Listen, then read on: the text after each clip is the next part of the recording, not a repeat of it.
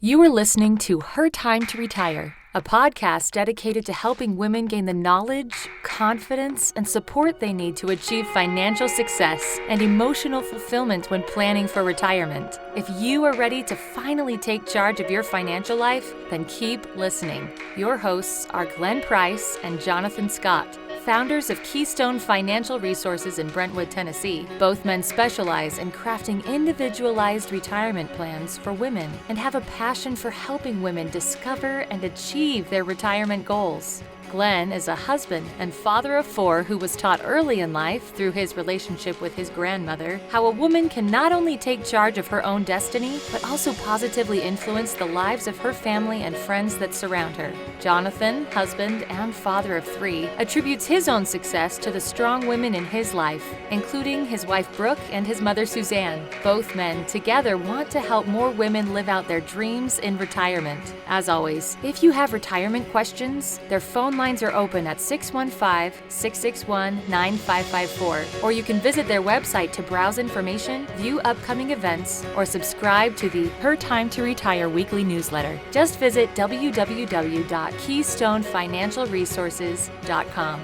Now relax and enjoy the conversation. Well, welcome to Her Time to Retire, the podcast for women navigating through their financial journey. I'm Glenn Price, co-owner of Keystone Financial Resources, and it's my goal to speak with women at the top of their industry and create a place where they can share their best ideas and advice with you, our listeners. Before we begin, as a gift to our devoted listeners, we just rolled out a 2-minute online quiz that helps you identify your number one retirement mistake. Go ahead and check it out at keystonequiz.com. Again, that's keystonequiz.com. Well, today I will be speaking with Brooke O'Dell. Brooke purchased Sugar Drop in Brentwood 4 years ago and completely rebranded and remodeled the 50-year-old staple. In November 2020, Sugar Drop expanded and relocated to their brand new dessert designer boutique on Franklin Road, a real-life Willy Wonka in Williamson County experience. From candy chandeliers and glitter floors to a bakery case packed with handmade sweets and walls bursting with the sweetest brands in the business. Sugar Drop is now a one-stop party shop for the young and young at heart. Come stop in and finally feel like a kid in a candy shop. Well, Brooke, I'm so delighted that you're here today. I just love your passion for what you do and just talking with you, your kind smile. You know, I just can look at it and say, hey, I know she's really good at what she does because she loves what she does. Hopefully, yeah. But why don't you take a minute? We'd love to hear and share with our audience a little bit about who Brooke is and how you got to doing what you're doing, because it's really interesting and fascinating to me. Yeah. So I've always been creative. When I was little, I actually would sell earrings. Started my first bank account with a big earring purchase. So creativity's always been a fun aspect.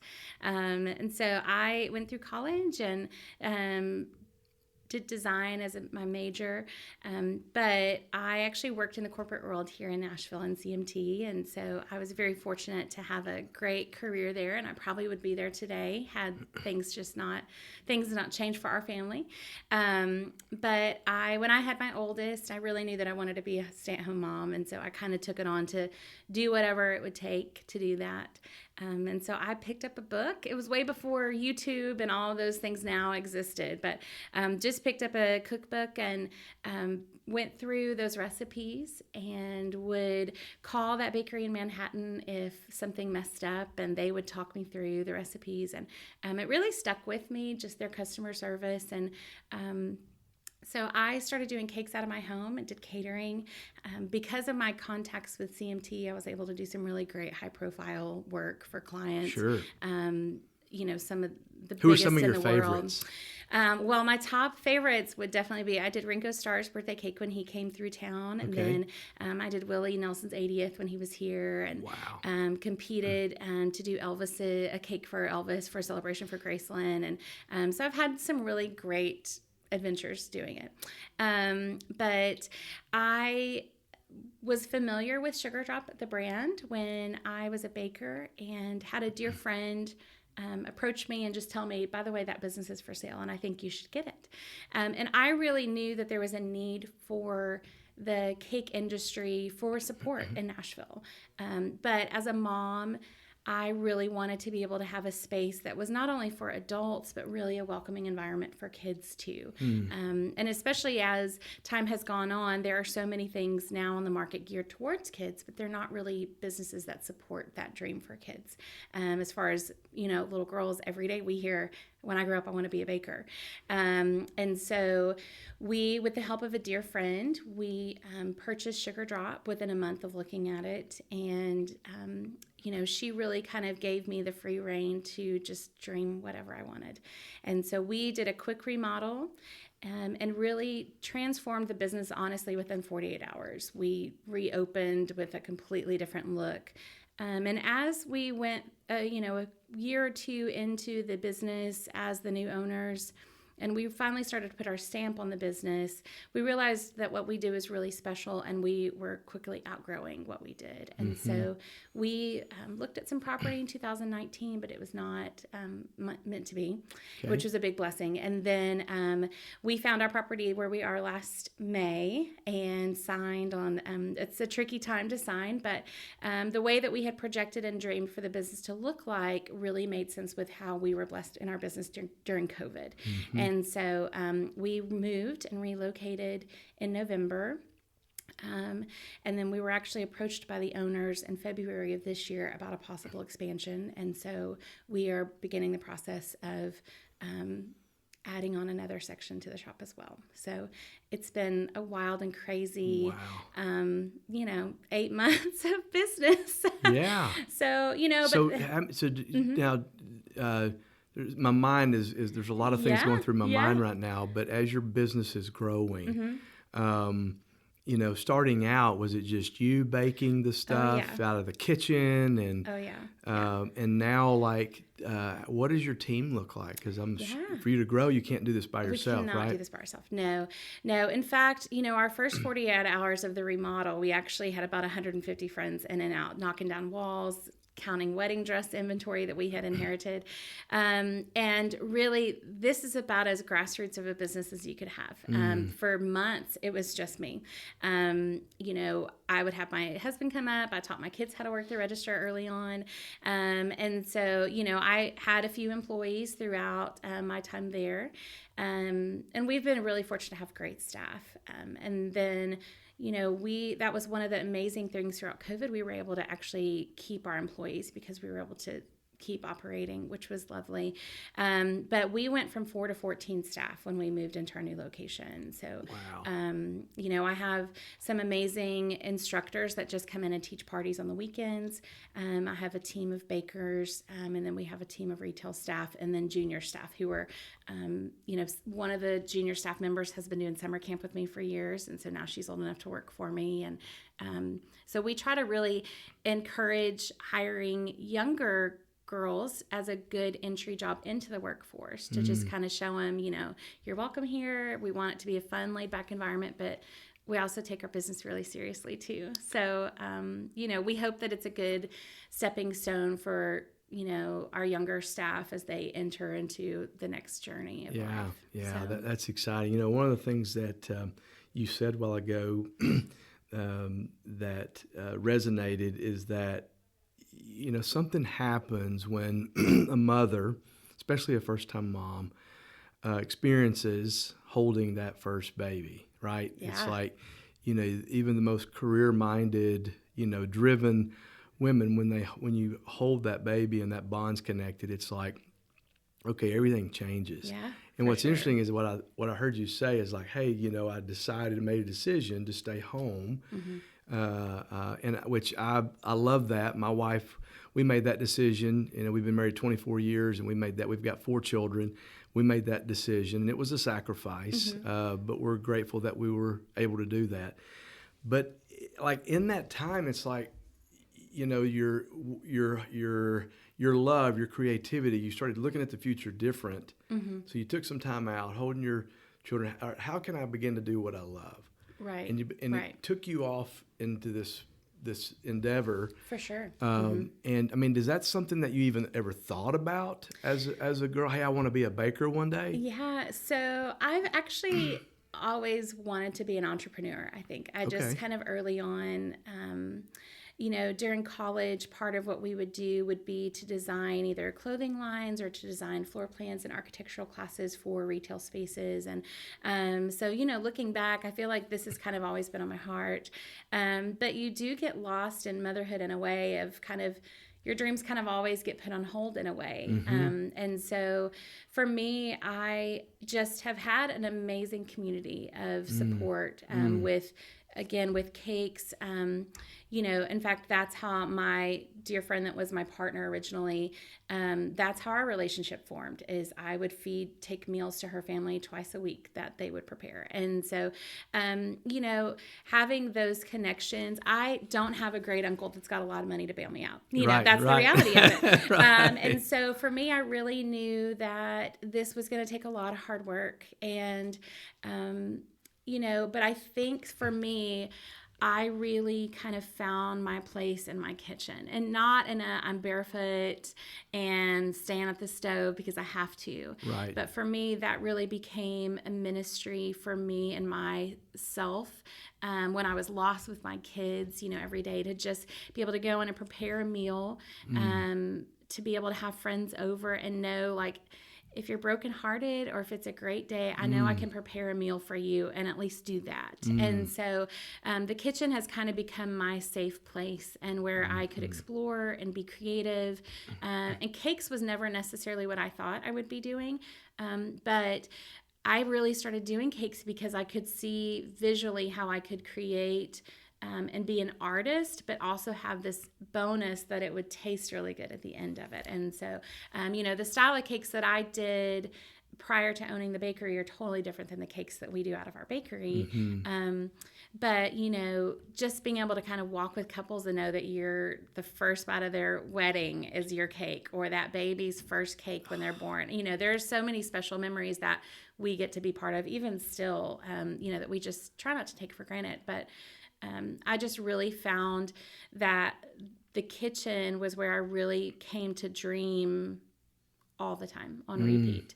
And so with this step, because of shopping and, the lack of supplies in Nashville, for me to be able to take this business and go, I know that this is a need, but I also want to put my own spin on it, was really neat to be able to take a mom and pop shop that I could basically have a clean canvas to, dream and make it come to fruition. So, well, one of the things that I love, what I'm hearing you say, is that the kitchen was a place of like self-care for you. For sure. I think that's important for all of us to kind of know, because we spend so much time taking care of other people, and we grow up in these families and, codependence and all of that, that we can lose ourselves, right? Right, totally. You can. So like you were able to find a place where you needed to be, okay?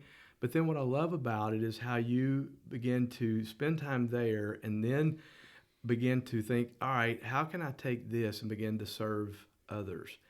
And you know what I mean? So you connect those passions together in your heart, and so I'm sure there's times of prayer and all of that that went into that, and that's one thing that I would say is that, hey, or let me ask you, so to these mothers that may be listening, that are home, they're raising young children, they get lost and their job is never done. Right. It's always never ending. And yet there's this unfulfillment of, hey, what am I creative for? Right. And what mark can I make in the world that I live? Right.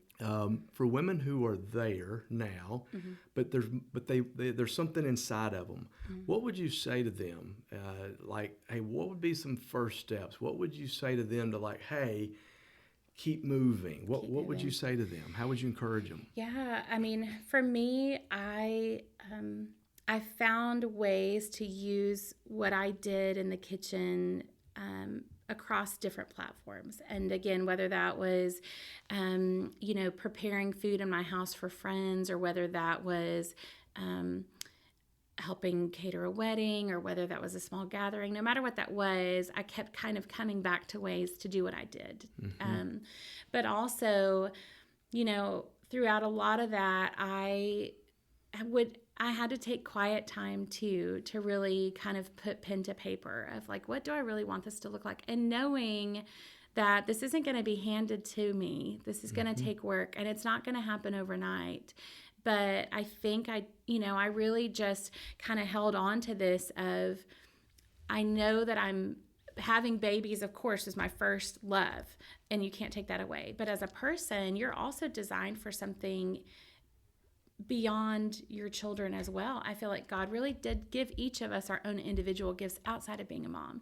And when you become a mom, it's so easy to say, tell me about yourself. Oh, I'm a mom, I have 2 kids, but really tell me about you. And are you a dreamer? Are you a writer? Or are you what is your talent? Do you like being in nature? And I think so many times as women, we get lost in a job, but forget who we are as a person. And that's one of the interesting things about where we are now, and being able to build relationships with our customers is, I have attorneys, I have accountants, I have so many women that come in, and men too, but especially women that come in that are like, I just do this because I need an outlet. This isn't, I don't want this to pay the bills. I just want this to be a release for me. And I think life's just hard. And so we all need something that can still feel fun.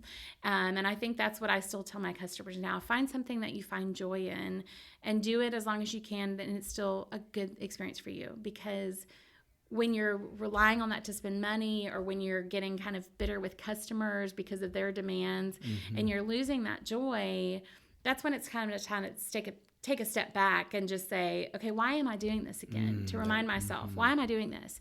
And as a business owner, it's tough. It was a tough year. And I had an advisor last year before we knew what was going to happen. And it was just kind of when we might shut down for a week or 2 and be done with that. And she said, the thing that you're really good at doing is being creative. And so this is going to be your time to shine. And she said, the people that are just kind of used to making money they're not used to having to think about how to make money.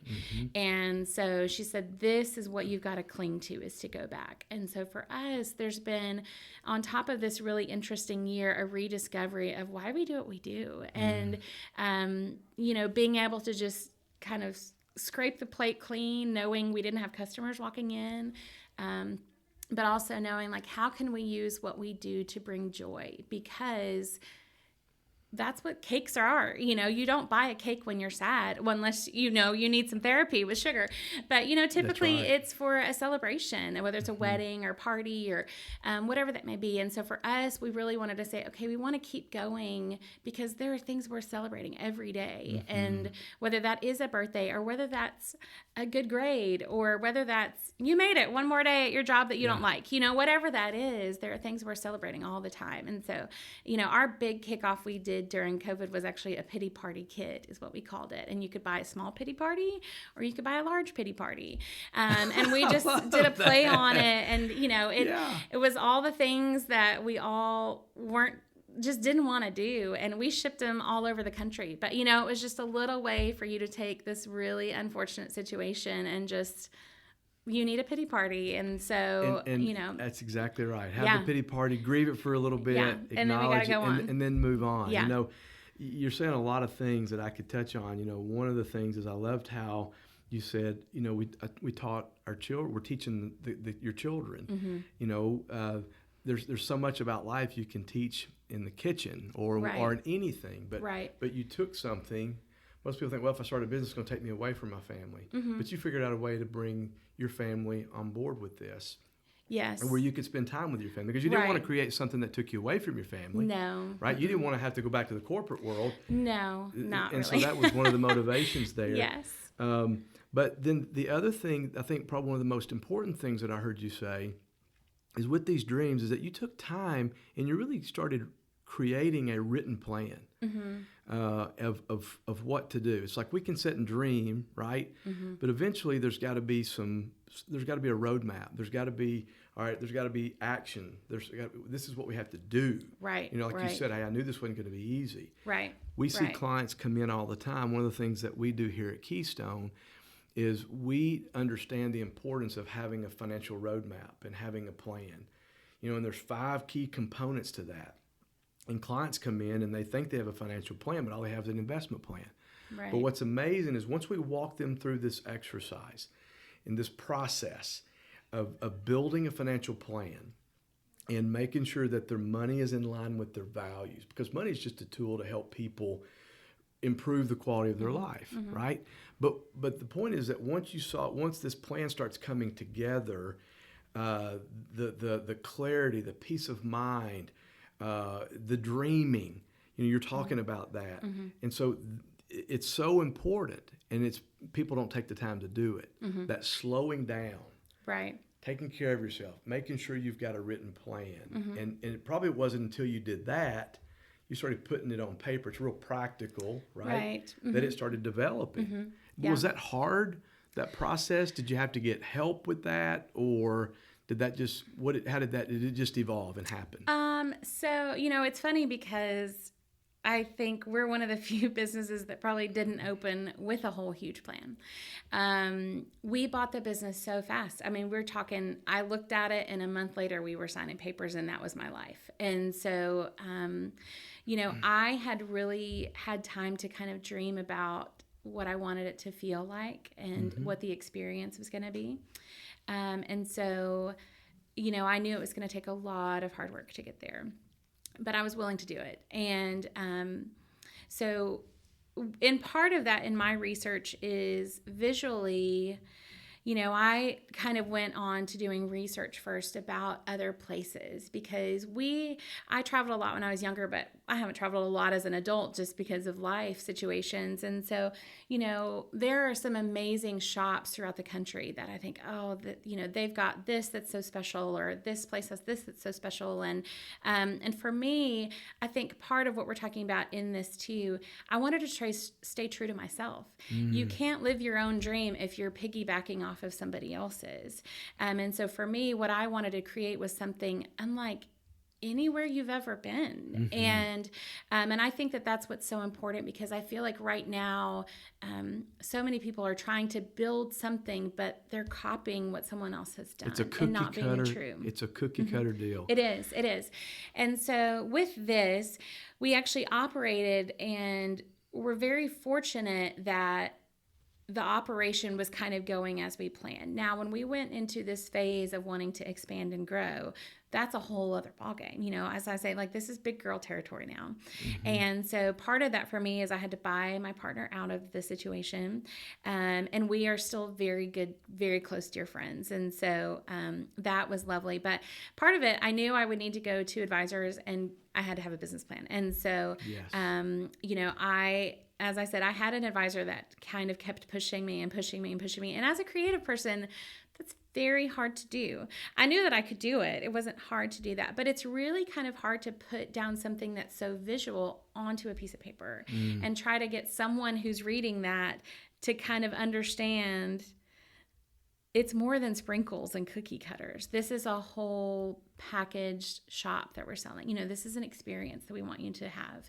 And so, I even, in one of my meetings with the advisor, she said, have you done it yet? And I said, well, here's the thing. I've talked to a lot of friends that own businesses, and they don't ever look at their plan. How often do you look at your business plan? And she said, I look at it once a week. And I said, well, of course you do. Because retail is just a different world, because we're up to our eyeballs living it every day. And so, but one thing that was really impactful for me to go back and to look at the values that I had put down years ago on paper of what I wanted our company to represent and what I wanted our company to stand for. And especially with some of the tragic things that happened in 2020, just overall, to be able to go back and say, I have put that as part of my mission for the company. It really helped me to know, this is really what I'm still being very true to why I started this business in the first place. So I did that answer. I mean, there are so many layers to that too, but I think, having that plan is essential if you are ready to kind of step your game up too. Yes. So, as we're starting this next phase for us of this expansion, to be able to go back to, these people we presented our company to before, they loved it, but, we're like, I promise we're going to do awesome. And so for them to be able to go back and see, you've done it. I mean, we completely support you now is amazing to have these people saying, we really thought what you had was really neat, but now that you've actually done it is really awesome. And so that is just such a sense of accomplishment, as a business owner to go, okay. We've done it. Yeah, but it's like we tell our clients, like having a plan will give you so much more confidence to do what you do, to be who you are. Because what happens is like we get in this place where we kind of pull back. And as well as anything, the confidence has got to be there. Right. If there's any doubt or seeds of doubt. And so having a team of people around you that they bring their expertise in the areas that aren't your strengths to help you, and you're like, I've got confidence now because I know I've got them. Right. And it's like, we can't emphasize that enough to folks that come in here and meet us. Our clients today are like, oh my gosh, I met with a client last week and they said, if you would have asked us before we met you, they'd been with us about a year. And they said, if you asked us if we had a financial plan, we would have said, yeah. But what we realized is that we only had like one piece of the pie, and there's 4 more pieces, right? They had the investment plan.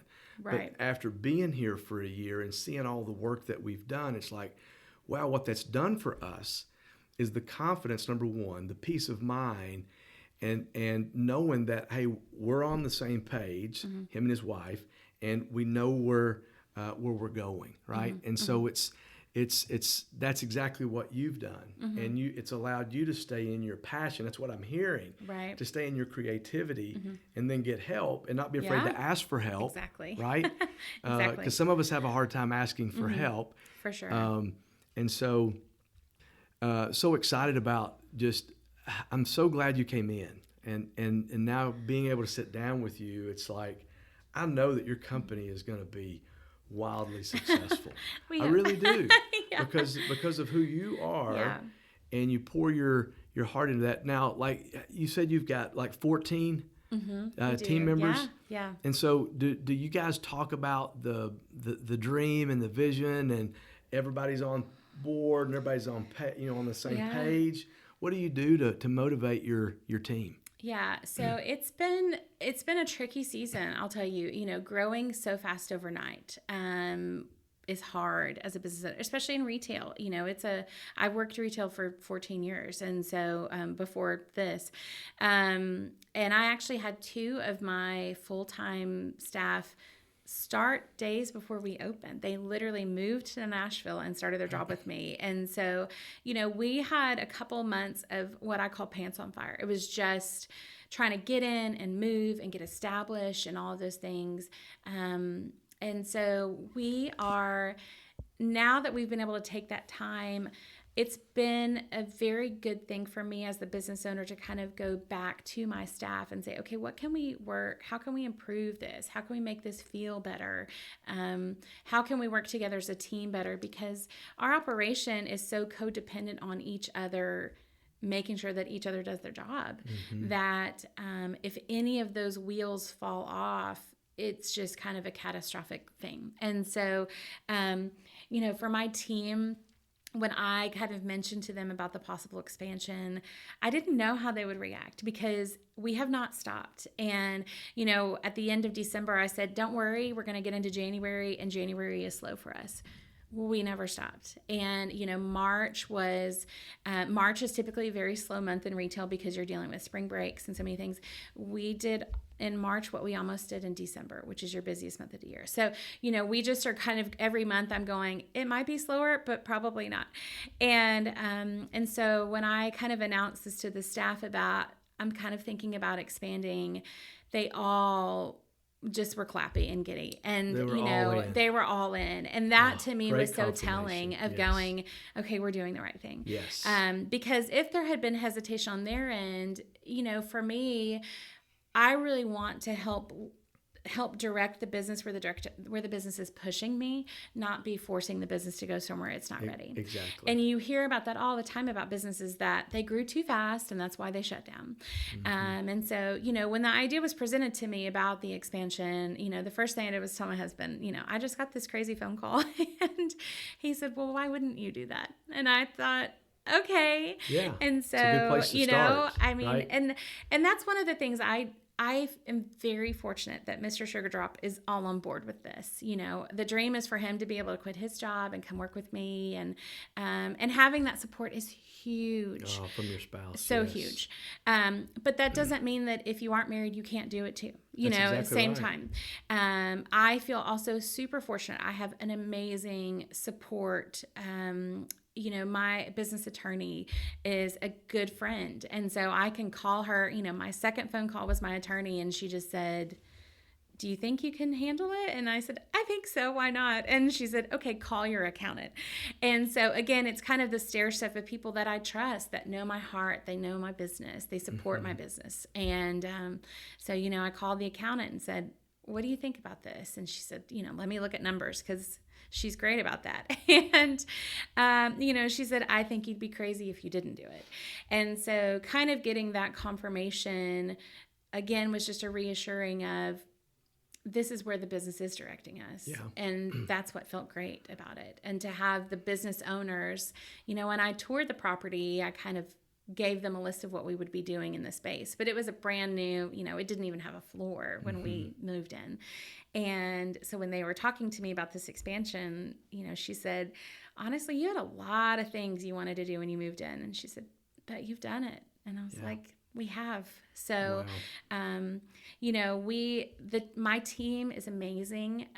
You know, in retail, you have transitions a lot, and that's hard. You know, we have amazing girls that come in and then they graduate and go to college, or, you know, we have single moms who need to go to larger corporate jobs to send their kids in private school. And, you know, there are just things like that as a business owner that each of those people, you know, my goal is for them to know, like, they helped us be the best we could be when they were here.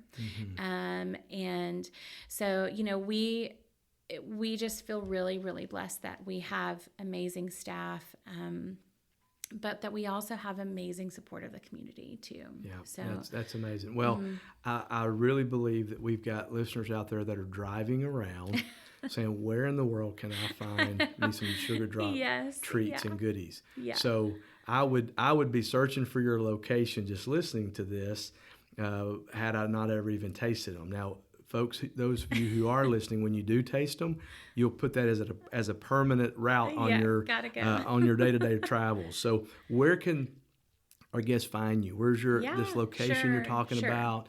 Website? Where can they find you? If there's a lady out there that has some questions, maybe she's you know, got some of these dreams and things going on, would that be okay if they sent you an email and ask a question or something like that? So tell our audience where they can find you. Sure. So we are at 574 Franklin Road. So if you're local, we're across the street from Urban Market on Franklin Road. And if you're online, it's sugardrop.com. If you follow us on social media, it's Sugar Drop TN, like Tennessee. And on our website, we try to put everything out there. So we have all of our classes listed. We have information if you want to book a private party. We ship our items all over the country and teach virtual events. I just did one a couple weeks ago to a company in New York and Connecticut, and we ship out Christmas presents, all that good stuff. Our bakery information is all on there, so you can order cakes online. You can see what we do as a whole. Our camp information is online, so that you can register kids for camp. Oh, that's awesome. Yeah, we do lots of all the things, Sugar. I've already got the information for another podcast with you. There's so much more we can cover. The's a lot of stuff. I know next week is Harry Potter week, so that's a whole other new menu and everything. But you know, we're constantly dreaming and developing as a staff, and so we are about to be announcing baked goods that we can ship, because that is, again, a need that there's not a lot in the market that you can do for that. But we really love to be able to help families. We get a lot. In fact, I just delivered a package to an adult whose birthday is today, and his mom's out of state. And so, we were able to get that confirmed and drop off a party at his company and, take care of that for him. So just sugardrop.com. We're kind of all over there. We're in the middle of getting our actual products online so that you can actually shop our retail. It's tricky when you have, we have over 700 styles of cookie cutters alone. So it's a lot of product to get online, but we'll soon be able for you to shop our Instagram feed when we're showing off new products that come in too. So, but yeah, we're kind of a one-stop, everything from cake pans and balloons to candles to a birthday party. We've got it all. So, well, that is fantastic. I want to thank you so much for coming in today and spending time sharing about your story. It's fascinating how you got to where you are today, but I just love your energy and your passion for what you do. Thank you. You really care about what you do. You're intentional. That's a word I wrote down. You're very intentional. And that's unique, and that does set you apart. So again, thank you. For all of you who are listening, I want to thank you again for listening to Her Time to Retire podcast. And if you've got further questions, you can contact our office. If you say, hey, I don't have a financial plan, I need one, then you can contact us at 615-661-9554. or KeystoneFinancialResources.com. And before we sign off, don't forget to visit KeystoneQuiz.com to identify your number one retirement mistake. I hope you guys out there, ladies out there, have a wonderful, wonderful day and a great weekend. You have been listening to Her Time to Retire with Glenn Price and Jonathan Scott. Glenn and Jonathan would love to talk to you and answer any of your retirement questions. All listeners can take advantage of a free 15-minute consultation with Glenn and Jonathan, whether via a phone call, Zoom meeting, or in person. You can schedule your consultation by calling 615-661-9554 or by visiting our website at www.keystonefinancialresources.com. Thanks for listening.